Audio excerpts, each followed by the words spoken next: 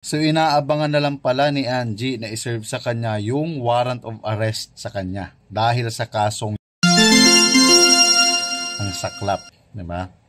So halos lahat naman siguro is kilala itong si Angie na medyo pabibo, panay pabibo online dito sa TikTok. Paano nga ba to sumikat si Angie? Kung matatandaan nyo guys, feature ito guys sa KMJS. Dahil sa kakaibang love story kuno nila ni Tommy. Take note guys, itong si Tommy, so nakikita nyo naman is isa siyang foreigner na nakabase sa of course sa ibang bansa. And hindi ba kayo nagtataka kung bakit kahit kailan hindi pa sila nag-meet? Kasi guys, ito palang si Tommy, may kaso pala ito sa ibang bansa. Pero okay na naman, bali napagsilbihan niya na raw yung ano sa kanya, yung hatol sa kanya doon, kumbaga parang nakulong na siya, hindi nakalabas. Ang kaso pala nito ni Tommy guys is, hindi ko nakukumpletuhin kasi baka delikado tayo, S offender. Alam nyo na yung ibig sabihin ng S, diba? Tapos, bakit nga ba nagkaroon ng kaso si Angie? Dahil lang din kay Tommy. Ayan na ba? Dahil din kay Tommy guys. Ang nangyari daw kasi, dahil nga magjowa itong dalawa guys, kasama dyan is yung tatawag si Tommy sa kanya regularly. And one time daw guys, nang tumawag daw ito si Tommy, nagkataon daw na sa CR itong si Angie, pinapaliguan yung kanyang anak na babae. Diba? Take note, pinapaliguan yung anak niyang babae.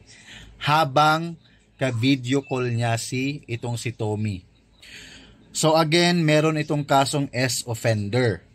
So ano nga ba? So ano nga naman kung nagbi-video call? Ang mali dun guys is naka-record, naka-screen record. So bakit kailangan i-screen record? Ano ba ang purpose ni Tommy? Abay malay natin kung anong purpose niya. Pero again guys, meron itong kaso na S offender.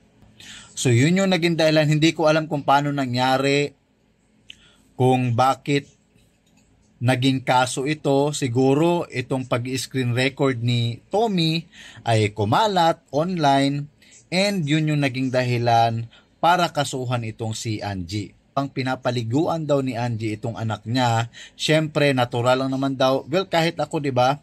Kumbaga, amoy-amoy, minsan haharut-harutin mo yung anak mo, so habang sinasabon-sabon mo, amoy-amoyin mo, ganyan, amoy-amoyin mo yung kilikili, kikilitiin mo, ganun daw ang ginagawa nito ni Angie, which is normal lang naman. Pero guys, the screen recording. Tapos, hindi lang itong parte na to ang inaamoy-amoy ni Angie, pati dun sa baba. And again, naka-screen recording ito. So, yun yung naging dahilan kung bakit nakasuhan itong si Angie ng, mind you guys, when we say this is unbailable. Hindi siya bailable guys, na kaso. So, alam nyo na kung anong mangyayari. Ang saklap, di ba? So, napakasaklap ng pangyayari, no? Pero, hindi mo naman masisisi si Angie. Dahil sa, syempre sa sobrang hirap ng buhay, bilang ina, gagawin mo talaga ang lahat para sa anak mo. E nagkataon lang na hindi ko alam kung bakit attached na attached siya. Kay, ang tawag niya dito, My Love Tommy. My Love Tommy. Diba? So which is, good luck. So sana maayos mo to, sana malusutan mo to, Angie.